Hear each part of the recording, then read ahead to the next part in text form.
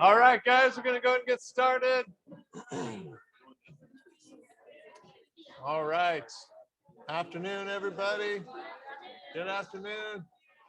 All right. So our last day of new stuff to learn and remember. Yeah. Yeah.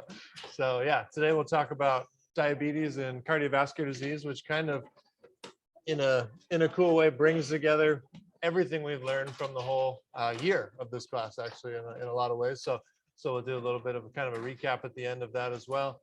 Yeah, before that, just want to make sure everybody's aware of two things that are still due this week. So I just sent out the link for the TBL peer assessment. I think it's also in that link, so it's been there before. Some of you had already done it, but so you will want to fill out one of those for each person on your team.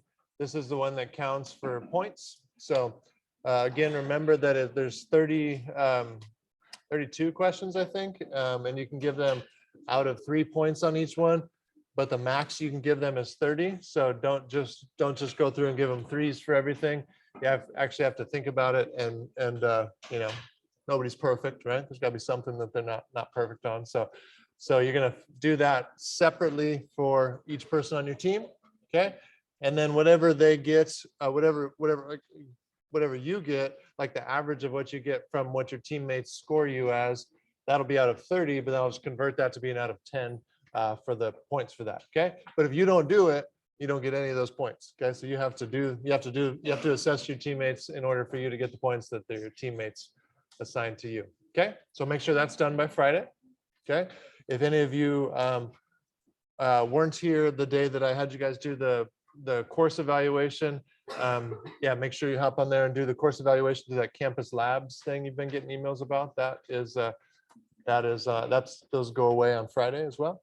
And then there's one more quiz in this class, and that is over the stuff we're talking about today. So it's just over the one set of notes. Yeah, so that's pretty much it. Okay. Yeah, I just posted the grades for the last lab, the urinalysis lab. Yeah, so just a few more things going in the grade book. I will do the points for the attendance, participation stuff one more time after Friday's class, because we'll have quicker questions on Friday's class as part of the review. So yeah, but that's kind of it. And then in the final next week on Wednesday, 1:30 in this classroom right here. So that's it. Questions about any of those things coming up or what we're doing?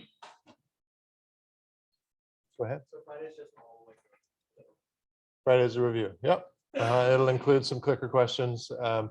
And then always happy to answer anything you guys want me to address, but I'll kind of go through some things that starting from the beginning that I think are important. So yeah. Yep. Anything else? Other questions? Yeah, go ahead, Annalise.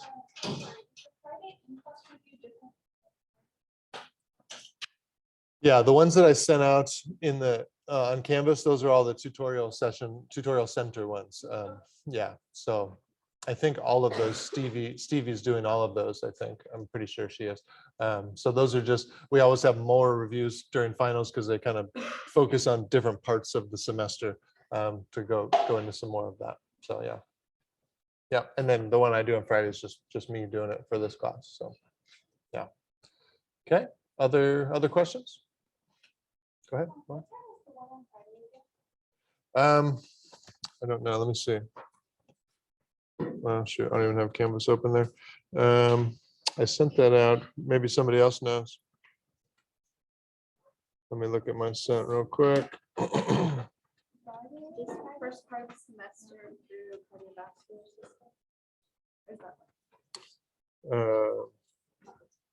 Yeah, when is it? 3 to 5 on Friday. Yeah, 3 to 5. That's the first part. Okay, everybody got that, Lauren? 3 to 5. Yeah. Okay. Sorry, I was trying to find my thing I sent out, but couldn't find it. Okay. Other questions? Okay. Go ahead, Jennifer. Say that again. Oh, bring Betsy. Yeah, I do plan on bringing Betsy. Yeah, yeah. Thanks for asking. She needs a bath first, though, but I'm gonna try to make that happen this weekend. But getting a little stinky, you know, dog smell. You know. But yeah, thanks for asking. I'll bring Betsy for sure. Okay. Anything else? Want me to bring in my cat too? No, I'm just kidding. Just kidding. She wouldn't put up with that very well. She's not quite as docile as Betsy is. Okay.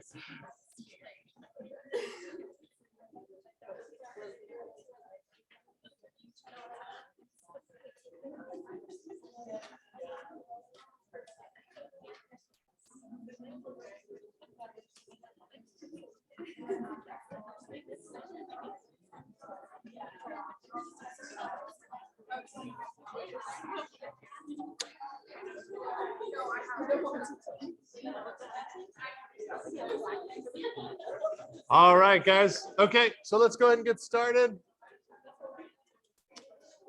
And yeah, we're going to start out with a clicker question. Let's do that. So, what's the most common in the US? It's coming up there.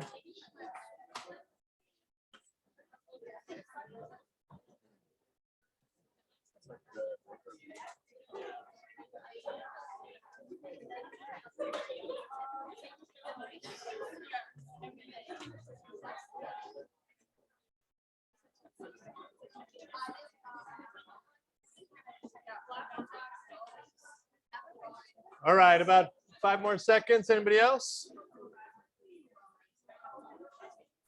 Got 58 of you. All right.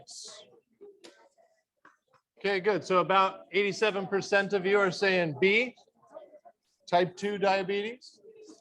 So that's absolutely right. Well, we'll talk about both. We'll talk about all three of type 1, type 2, and gestational. We've kind of already talked about diabetes insipidus, which really has nothing to do with blood sugar, right? We talked about that one before. That's all about ADH, right? But yeah, type 2 diabetes is definitely the most prevalent in our country. Okay, so a couple stats about cardiovascular disease and type 2 diabetes. Cardiovascular disease is still the #1 cause of death in the US, somewhere around 700, in the high 700s, 800,000 deaths per year to cardiovascular disease.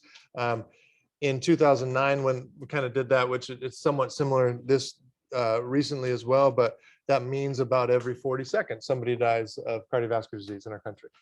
Right. So by the end of this class, that's over 60 people have died of cardiovascular disease in this country. And yeah, and then as far as type 2 diabetes goes, was around 8.2%. But probably the bigger stat that is just as concerning is the pre-diabetes state, which is over a third of our country. It's around 40%. But yeah, so it's right around 9% now with type 2 diabetes. But that pre-diabetes is almost 40%, which we'll talk about a little bit. But pre-diabetes doesn't mean you don't have a disease. Actually, it actually means that you're developing diabetes, but you already have major impairments in your pancreas, in the insulin resistance side of things, which we'll talk about in a second too.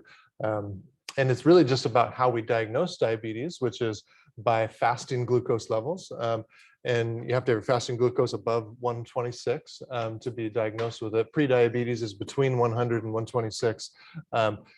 But way before your blood sugar ever gets over 100, you're having to release a lot more insulin to get your glucose into your cells. And so you're kind of in this what we call hyperinsulinemic state for many years, which just means it takes more insulin to do the same amount of work in your body because your body's already kind of becoming resistant to that insulin. And so for a long time, way before you ever are diagnosed with type 2 diabetes, you have major impairments in your body, and your body is experiencing the disease and consequences of it. So I think we diagnose it a little bit late because it's so much easier to measure glucose than it is insulin. We can't really measure insulin on a point of care device like we can because it's a protein. It's much harder to capture and measure in the body. So that is kind of a problem in the way that we do that. Yeah. Once you enter the pre-diabetic stage, would that be irreversible? Absolutely, yeah. So there's lots of studies that look at this where they take people that are pre-diabetic and they put them on different interventions, exercise interventions, nutrition interventions, medication interventions, and for sure you can reverse that and become not pre-diabetic anymore with that. And there's actually some cool studies that that I'm familiar with because I study exercise physiology and the health benefits of exercise. And so there's studies where they compared metformin, which is a drug that makes you more sensitive to insulin, which is common for type 2 diabetics, compared that head to head with lifestyle change, with diet and exercise. And the diet and exercise beats out the drug as far as preventing it. It prevents about 40% of those people from becoming full-on diabetics. Whereas the combo of both actually helped even more, but lifestyle change is huge for type 2 diabetes and preventing it. So yeah. Other questions or comments on that? Okay. So very prevalent diseases in our country. When it comes to all of those deaths that have to do with cardiovascular disease, what is it that actually kills them? Well, over half of them are coronary artery disease, right? So that's a heart attack, right? Myocardial infarction, like we talked about before, right? So that's when you get atherosclerosis in your arteries, which we'll talk about a little bit more about how that develops today.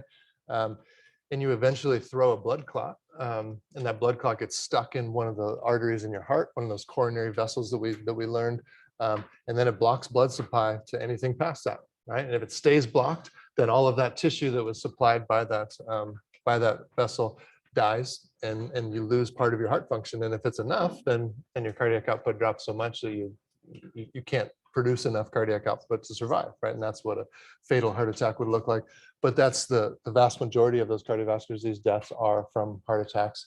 You can see a good chunk there to stroke and heart failure, and others there too. So, yeah. Okay, so let's dive into the pancreas a little bit and a bit of the physiology and how diabetes works. Okay, so as we talked about before, the pancreas has both endocrine and exocrine functions to it, right? Endocrine meaning it releases things into the blood, exocrine meaning it releases things out of the body, which as you guys know, it's releasing things into the digestive tract, and that's considered out of the body, right? So exocrine cells are called the Acini cells. These are the ones that secrete pancreatic juice that contains all of those enzymes, as well as bicarbonate-rich juices to help us with the digestion process, right? And puts that right into the duodenum, the first part of the small intestine.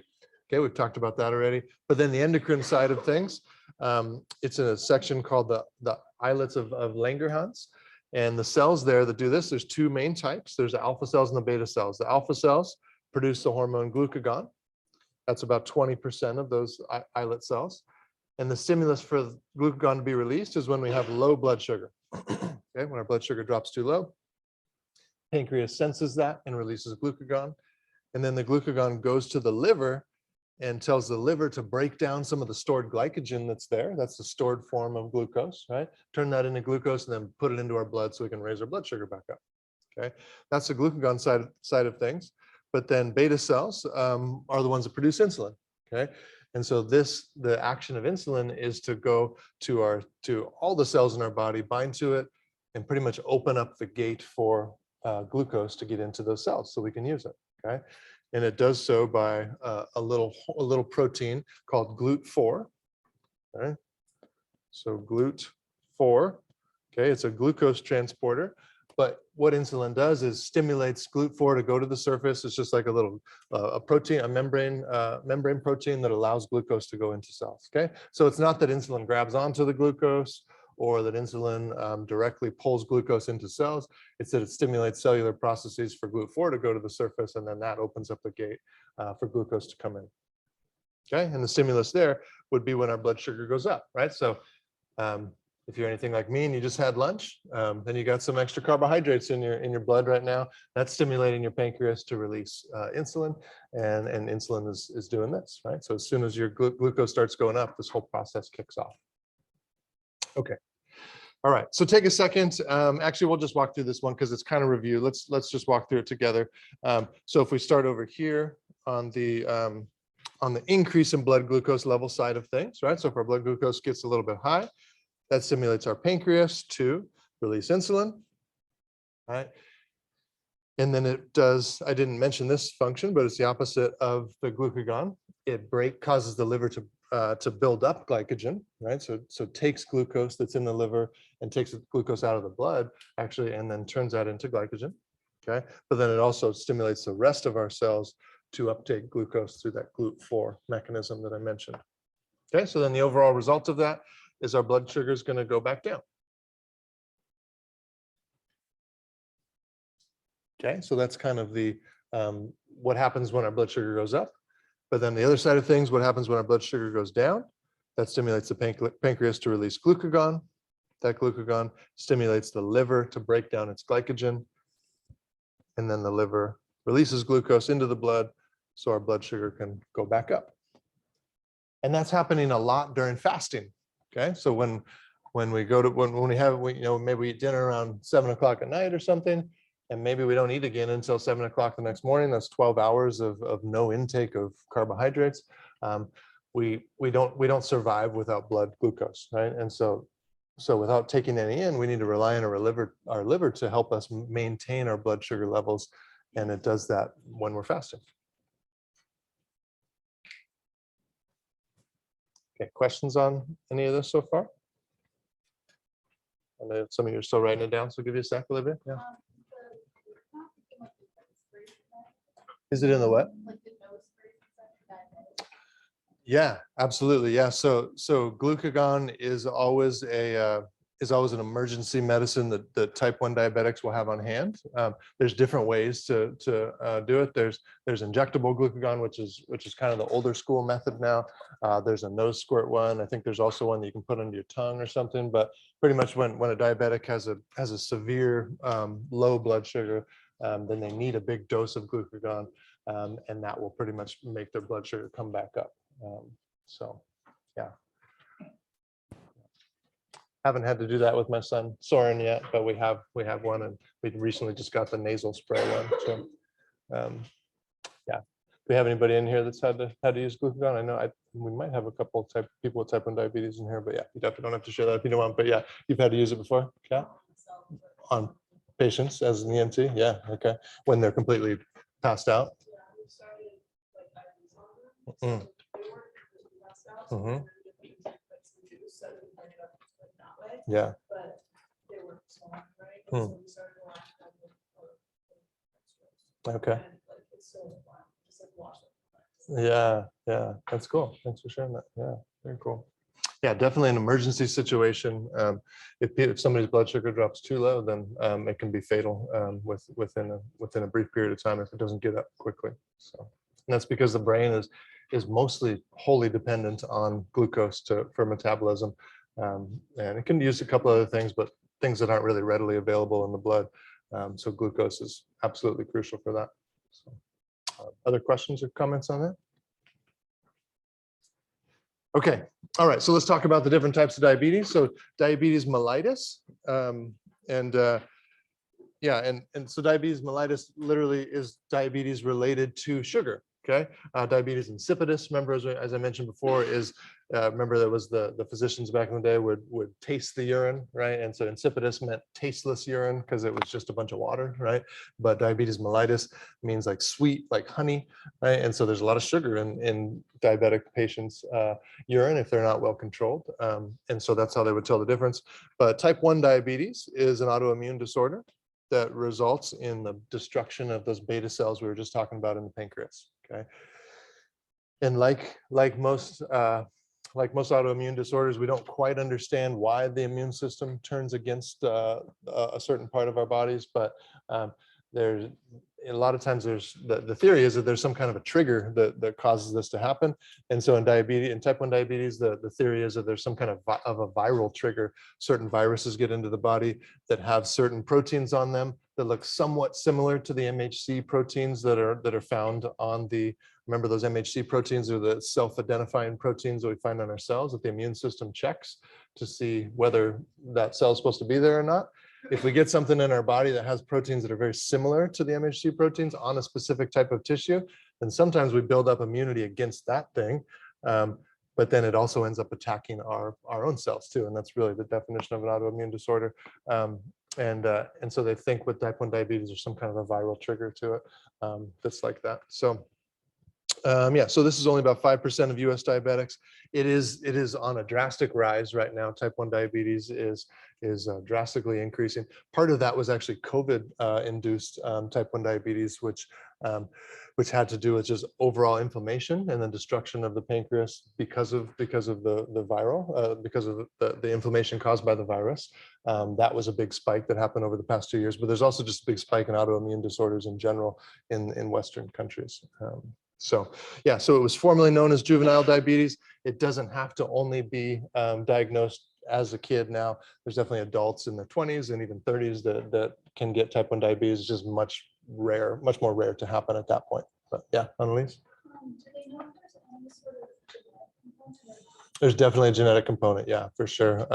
It's definitely connected, and that's, yeah. So there are actually certain genetic tests they can do. Actually, with our kids, once Soren was diagnosed, and they wanted to test they test the siblings like at certain ages, kind of along the way with different things.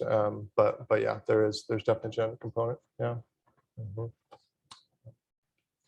Yeah, so that's type 1. Type 2, again, was formerly known as adult onset, but it's not that way anymore. Kids have been known to develop type 2 diabetes as well.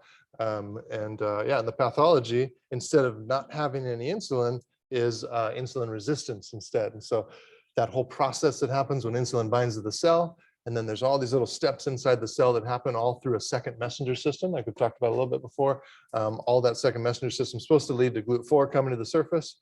But in type 2 diabetes, there's multiple problems along the way in that pathway, and we don't get the same upregulation of GLUT4. And so you need more insulin to get the same amount of GLUT4 going to the surface of your cell, and that's insulin resistance. And so this is 95% of people with diabetes in the US have type 2. And they're really completely different diseases for the most part. They just kind of have some similar features, right? And then gestational diabetes, it looks a little, it's more like type 2 diabetes, where it results from insulin resistance, but it just happens during pregnancy for some reason. And then most of the time it goes away after the baby's delivered. Yeah, this is somewhere in the range of 2 to 10% of US pregnancies have gestational diabetes. And so it's always part of the process when a woman is pregnant to get her blood sugar checked. And if there's any elevation of that, then they'll do like a more intense check of that blood sugar through an oral glucose tolerance test. And then from there, if it looks like some insulin resistance is developing, they have to go on a pretty low carb diet and maybe take some medication at times, because babies that are born to mothers with gestational diabetes have a much greater incidence of diabetes themselves, as well as obesity and cardiovascular disease. And so it's important for the health of the baby, and the babies can come out really big because they got so much sugar available to them, right? And that is kind of one of the risks with that. So yeah, Lauren. Yeah, I don't know the physiology of it exactly. Yeah, I don't know. I'm sure there is more knowledge than I have on it, but I don't know the answer to it. Yeah, yeah. Other questions on it? Go ahead. Bree.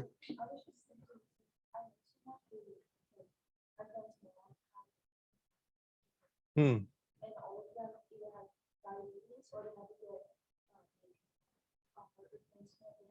Oh wow, the kids did, yeah. Hmm. Yeah, I think, yeah, once you get it on one pregnancy, you're much more prone to get it again on the next pregnancies, for sure. Yeah, yeah, sure. Definitely a big risk factor for the baby, more than the mom in that case. So yeah. Okay. Yeah, so a little bit more about type 1 diabetes. So the problem is the body can't get glucose into the cells, right? The glucose is there, it's in the blood, but we just can't get it into cells. And so what happens is the body turns to other sources for fuel, right? So the body turns to protein for fuel. So you get skeletal muscle wasting, right? You start burning all of those calories that are there in the form of protein, but they're all of our protein in our body is doing something. It's not ever there just for storage. So anytime we're burning protein, it means we're using something that was doing something else, right? And so skeletal muscles are our biggest source of protein. But then the body turns to fat as well, fatty acids. And then the liver forms these things called ketone bodies. And everybody now, because of fad diets, knows about the ketogenic diet, right? Or the keto diet, right? And that's really what this is. When your body's starving, the liver has a way to make ketone bodies, which are highly acidic form of fat. It is a fuel that the brain can access. The brain can use ketones, so yeah. And so it's another form that outside of glucose, the brain can absorb that and use it. But yeah, so brain, heart, liver, this is just a way to keep your body alive when your glucose levels are really low for a long time. But in this case, the glucose levels are high. We just can't get it into ourselves or into our cells. So the consequence of this, though, is a low pH, okay, because they're very acidic, and this can lead to metabolic acidosis. So when Soren was diagnosed, he was definitely in pretty severe metabolic acidosis. By the time we got him in, his pH was down to somewhere around 7.0, which is extremely low. And yeah, he was breathing rapidly. Lots of those symptoms of metabolic acidosis. But yeah, so one of the problems with if anybody is on like a true ketogenic diet, now a lot of people say they're on a keto diet and they're not really at all, but if you're on a true ketogenic diet, that's like less than 5 grams of carbohydrates a day. And if you're on that, that really needs to be a medically supervised diet because it can lead to major problems. And you can damage your bone, you can damage your kidneys, you can damage your liver with that low of a pH. And so, but yeah, most people that say they're on the keto diet are, eating a lot more carbs than 5 grams. But yeah, but it is actually a good treatment for seizure disorder. It's actually commonly prescribed for people with seizures is to be on a keto diet, but those people are monitored regularly by doctors, monitoring certain levels of things to make sure they're staying healthy. So yeah, questions on any of that? Yeah, Annalise?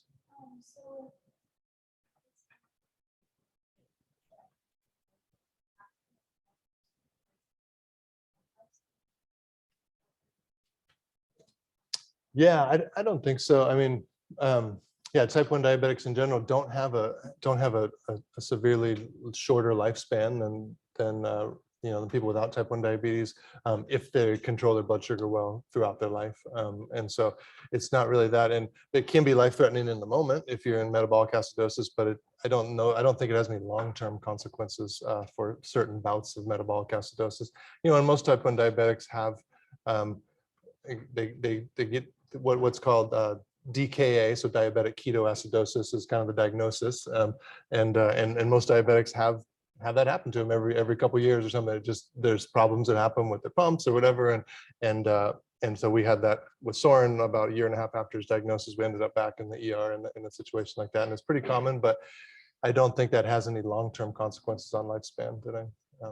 Yeah. Other questions on this? Okay. Yeah, so then dehydration is a huge thing with type 1 diabetes because again, we've got all this extra glucose in our urine, right? Or in our blood, and then that gets filtered into the filtrate, right? We only have a certain amount of capacity to pull that glucose back as that filtrate is going through our nephrons, right? And so then we end up with a lot more glucose in the urine, which creates osmotic pressure, right? When we create a lot of osmotic pressure, that helps us hold on to fluid. Right, so then we got that filtrate going through the collecting duct. It's going by that high osmotic pressure that we made with the loop of Henle, right? But there's also higher osmotic pressure there in the filtrate too, so we don't have as much ability to pull that fluid into or out of the filtrate, and so there's a lot of water loss that happens here. Okay, yeah, so that's excess urine is called polyuria, which also leads to excess thirst, which is polydipsia. Okay, so then kind of severe cases of metabolic acidosis or severe cases of low blood sugar can lead to loss of consciousness, which is known as diabetic coma. And this could be due to the hyperventilation that happens with metabolic acidosis, also due to very low blood sugar, and then could also be due to severe dehydration, any of those things. All right. Okay. So the treatment for type 1 diabetes is pretty straightforward. We have the ability now to make insulin and inject it into our bodies. And without this, type 1 diabetics don't last longer than a year, right? And like I think I mentioned this before, that this was one of the first miracle drugs that was ever discovered in medicine. because type 1 diabetes was a death sentence before the discovery of insulin. Right? People didn't last for more than a year, but now that we have it, it's a very manageable disease. And this is even the latest in how we treat type 1 diabetes is what's called an artificial pancreas. And actually, when I made this slide a while back and I put this image in, this was just kind of all theoretical because this was just approved by the FDA in the past, probably maybe like 6 years ago, 5 or 6 years ago, that the first artificial pancreas was approved. So pretty much it's a continuous glucose monitor, which is right here. So the CGM, that's constantly monitoring their blood sugar. And then that communicates with the insulin pump right here and tells the insulin pump what their blood sugar is. If the blood sugar is getting too high, then it'll release some more insulin to lower it down. If it's getting too low or starting to trend going low, it'll stop releasing insulin. And that's pretty much what our pancreas does, right? And so that's why this is known as the artificial pancreas.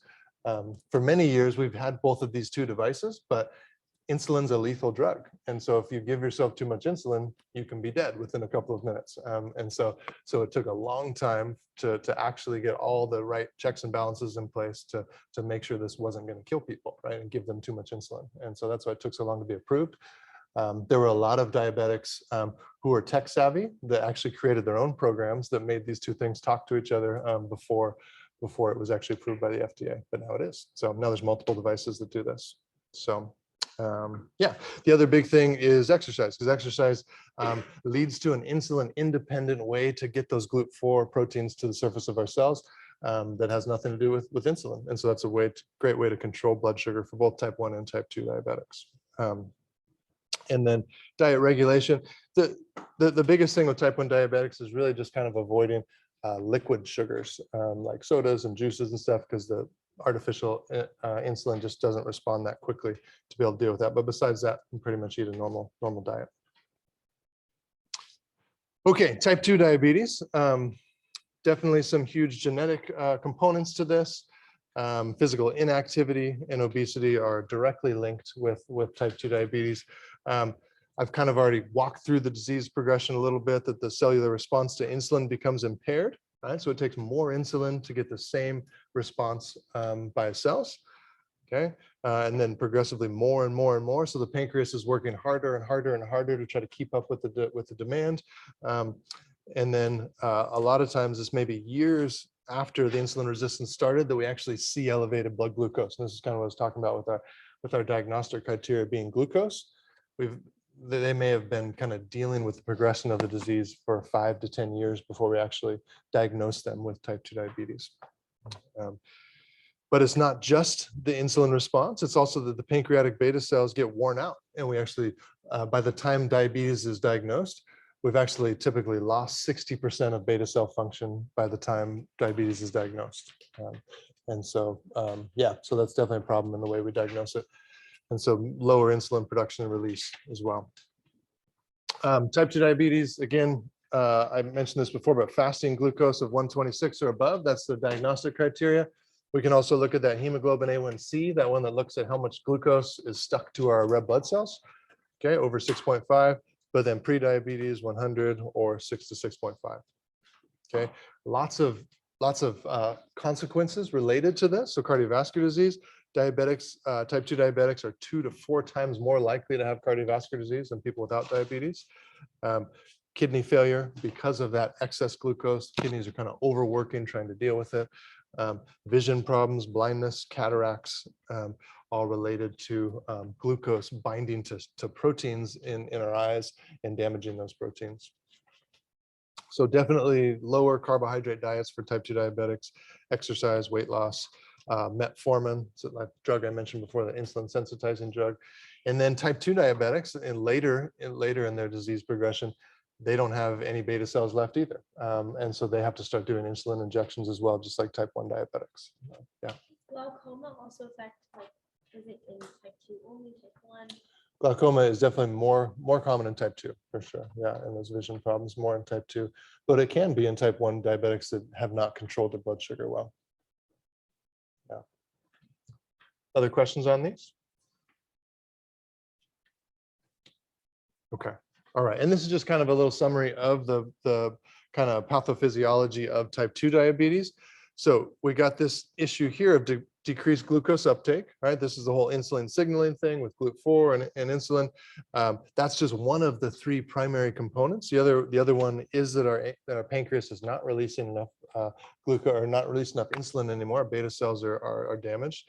But then this one here is an important one as well. This is that HGP stands for hepatic glucose production.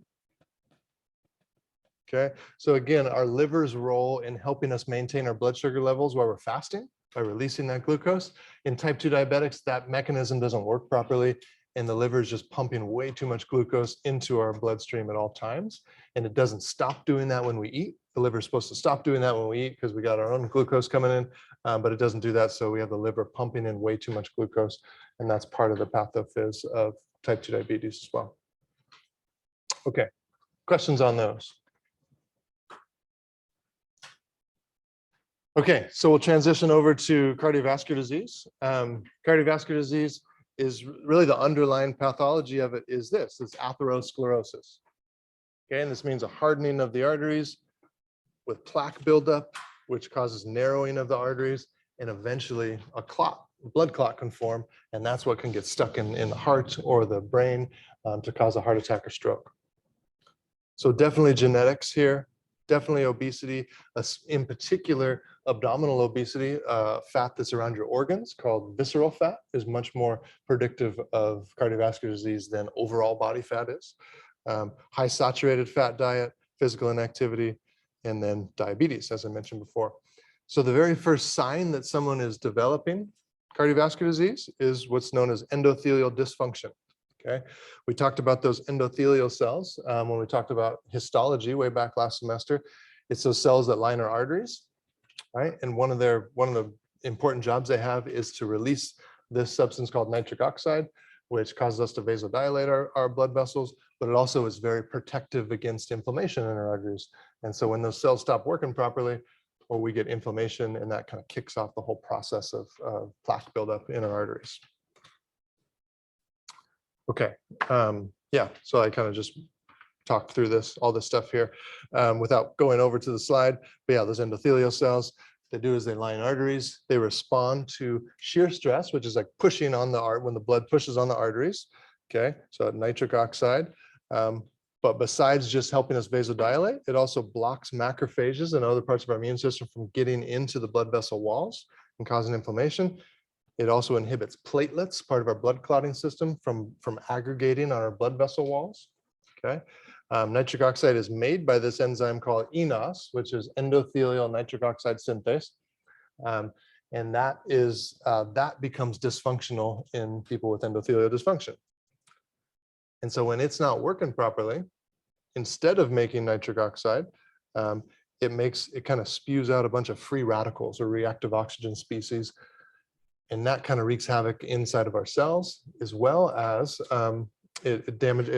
it causes multiple layers of damage. I won't go into all the details. Okay, so that's really the kind of the root cause of cardiovascular disease is this whole atherosclerosis process. And yeah, I'll leave that there for a sec. See some of you still writing. Any questions so far on this?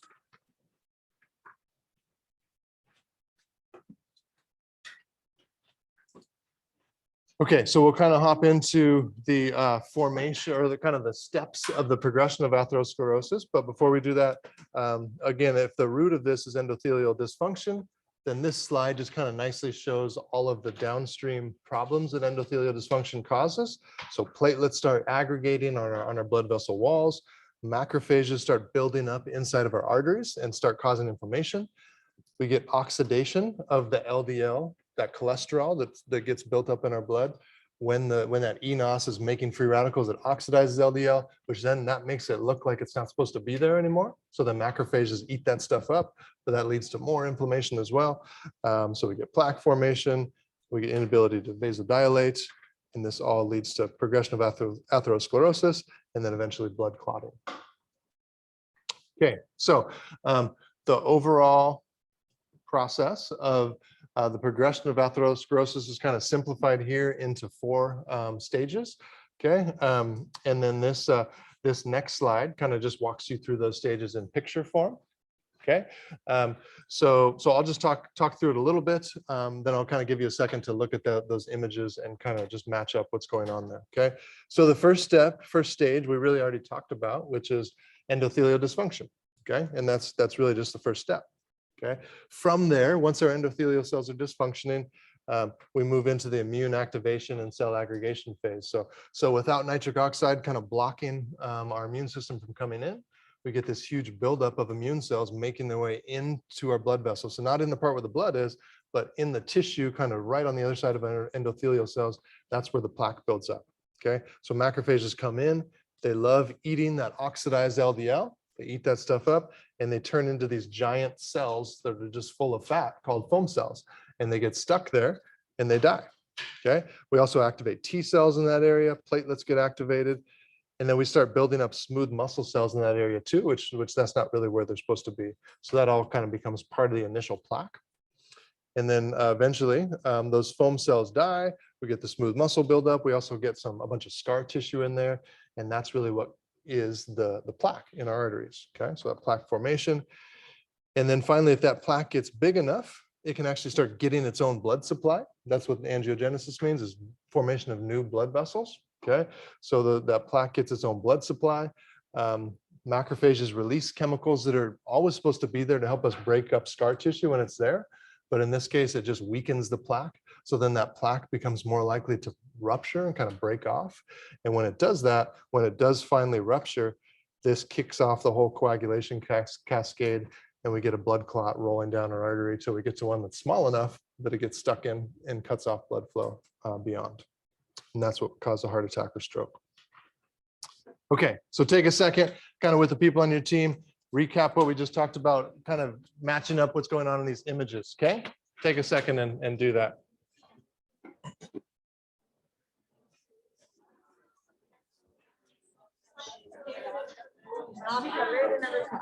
Diabetes. Yeah. I just mean like dead tissue, But not dead. dead cells, just necrosis. Yeah.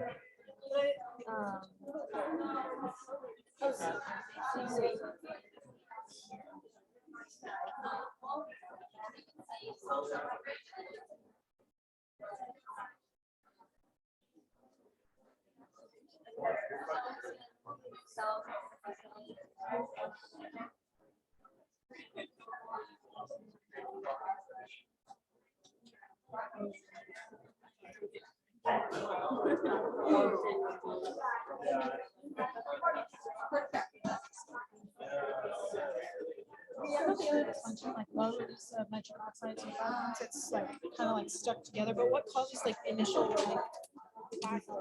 Yeah, so that I kind of skipped over talking about it, but these are kind of causes of endothelial dysfunction.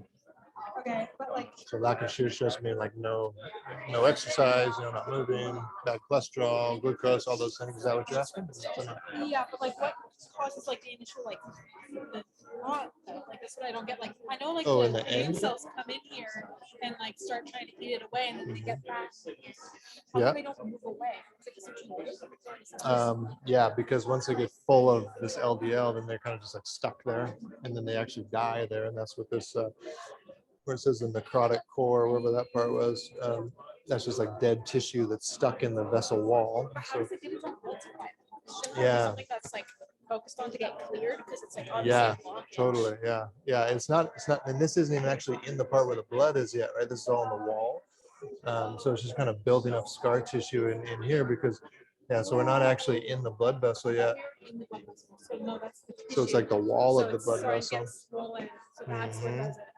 Yeah, so then eventually it's such a big kind of unstable thing, it kind of just like breaks off a little bit, and then it exposes itself to the blood, and that's what kicks off the clotting cascade, is when it kind of breaks. Okay, so it's big enough, it kind of gets broken off, and then that little bump. Yeah, and then it forms that clot, and it can start rolling down or just get stuck right there. Yeah.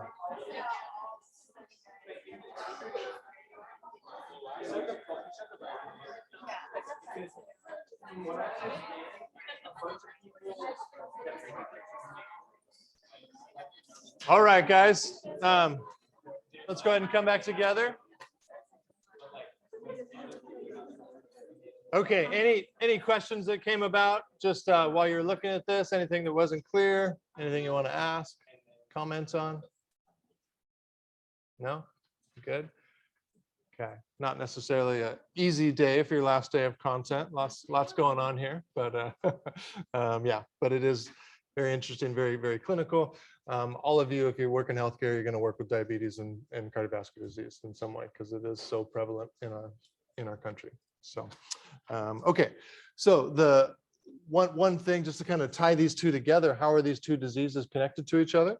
Just two quick ways. There's multiple ways, but two quick ways are high blood glucose leads to glycation of that enzyme we were just talking about, eNOS. Glycation just means glucose binds to the protein itself, right? So when it does that, that's part of damaging that eNOS, part of what makes it not function properly, part of what makes you not be able to produce and release nitric oxide is the fact that glucose is kind of damaging the protein itself. Okay, so that kind of is a direct connection between high blood glucose and endothelial dysfunction. Okay, insulin signaling in cells normally, actually part of what insulin does, it doesn't just cause GLUT4 to go to the surface of the cell, it does a lot of other things. One of the things that it does is actually activates that eNOS enzyme and it makes you produce nitric oxide. Insulin's also a vasodilator, but insulin resistance actually blocks this mechanism too, leading to actually a decrease in nitric oxide levels and endothelial function. Okay, so this is kind of, the second one is kind of shown, oops, in this image here, where we see you don't need to memorize all these steps in here at all. This, like it says there, you just need to know what was on the previous slide. But this is an insulin receptor, kind of the normal pathway of all these things that happen that leads to GLUT4 translocation, but also leads to activation of eNOS. So then we can release nitric oxide, cause vasodilation. But in insulin resistance, we see multiple levels of that pathway are messed up. And so instead of upregulating eNOS, we actually downregulate it, decrease vasodilation. That leads to endothelial dysfunction and cardiovascular disease. Okay, so there's these two diseases are just tightly bound to each other.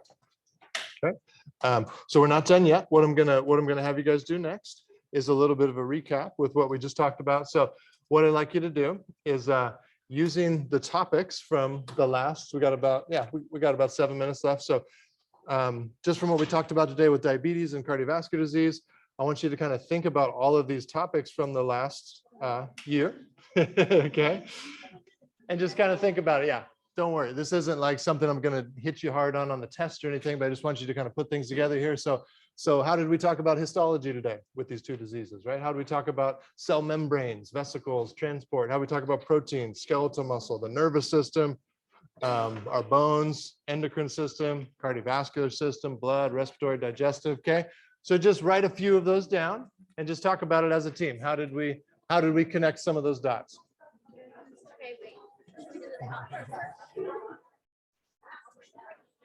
Yeah. This semester. Yeah, it's around like 40 to 50 of the points out of 100, out of 150. Yeah.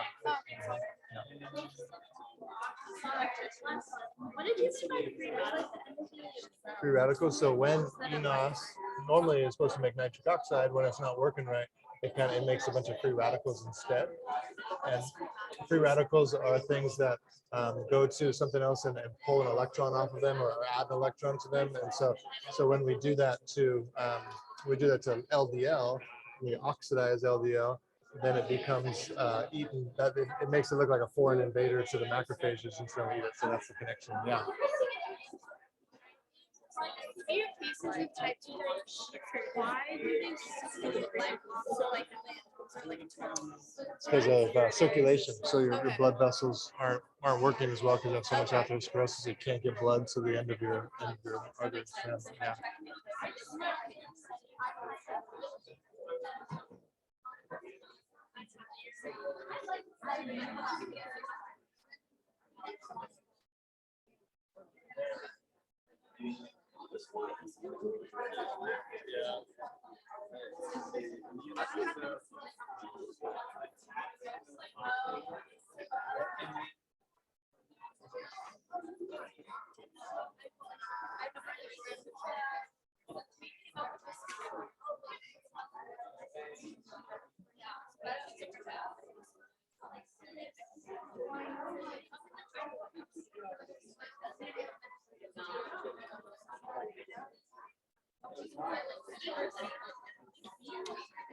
All right, guys, let's come back together for a sec.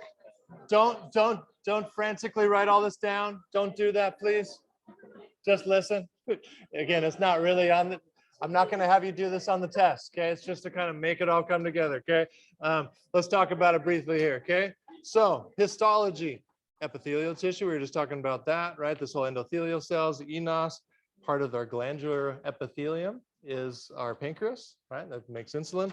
Okay. Cell membranes, vesicles. We talked about all those different proteins that we plug into cell membranes way back at the beginning of last semester. GLUT4 is one of those, right? Insulin receptors are one of those. Mechanoreceptors that sense shear stress on our arteries, on those endothelial cells that cause us to release nitric oxide. Those are some of those cell membrane proteins as well, right? Proteins and nucleic acids. We need to get glucose into our cells so we can use it to make ATP, right? So that's all part of this whole process of GLUT4, right? Skeletal muscle wasting, we talked about that. Type 2 diabetes in a lot of cases is kind of known as a disease of the skeletal muscle because 75 to 85% of our glucose is disposed of by our skeletal muscle. All right. So, if we have a problem with getting rid of glucose in our blood, then we got a problem with our skeletal muscle, right? So a lot of that insulin resistance is found in the skeletal muscle. Okay. So we got that nervous system, diabetes leading to blindness, glaucoma, high blood glucose is a direct link to Alzheimer's disease. Alzheimer's disease is known in neurological circles as type 3 diabetes because it's so directly connected to type 2 diabetes. Most type 2 diabetics end up with Alzheimer's disease. Yeah, so that skeletal system bone is severely weakened by having a low pH, right? And so that acidosis that the diabetics can end up in can damage our bone. Obviously, the endocrine system is all tied up in all this stuff we talked about. Cardiovascular with our heart attack, right? Blood vessels, that's all about atherosclerosis. That's what leads to the heart attack or stroke because our blood vessels not functioning properly. Type 2 diabetics don't heal well, right? They stub their toe and it gets infected. That infection could turn into them losing their toe, and then eventually losing their foot, and then eventually losing their lower leg, right? If you work in a cardiovascular unit as a nurse at some point, you'll see this. You'll see patients that do this because their blood vessels are also damaged that they can't get enough blood flow to those extremities, and they just don't heal well, right? And so yeah, that's the cardiovascular system. The blood is tightly linked to all of this, macrophages, T cells. The blood clotting mechanism is the end stage of a cardiovascular disease event. Respiratory system we talked about with ventilation increasing with ketone bodies. Digestive system, the liver is a key factor in type 2 diabetes, obviously glucose absorption. And then type 2 diabetes also leads to kidney failure, as we talked about, not being able to pull enough glucose out of the filtrate. So yeah, just a snapshot of kind of how these diseases are so systemic and so pull all this stuff together that we've talked about all semester. So that's all we got for today, guys. We'll see you on Friday. Yeah.